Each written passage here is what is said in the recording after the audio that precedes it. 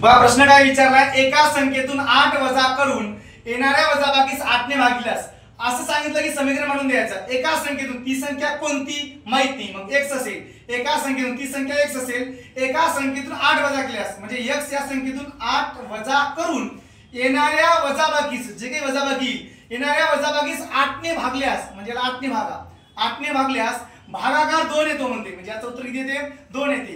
तर मूळ संख्येतून म्हणजे याचं उत्तर जे येईल त्याच्यातून पहिले हे सॉल्व करूया। मग काय करायचं, x - 8 जागेवर ठेवायचं इज इक्वल टू हे 8 भागाकार आहे, तिकडे गेल्यावर गुणाकार होतो म्हणजे 2 गुणाकार 8, 8 दोन्ही किती बेटा तर 16।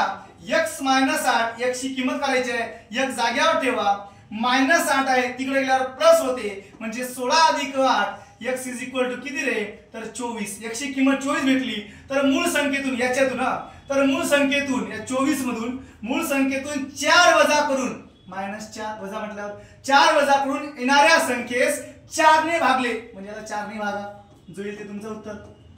मग काय रे 24 मधून 4 गेले 20 राहिले, डिवाइड बाय 4, 4 × 5 = 20 म्हणजे उत्तर किती येईल 5। याचं उत्तर येणार आहे 5। संपला कार्यक्रम।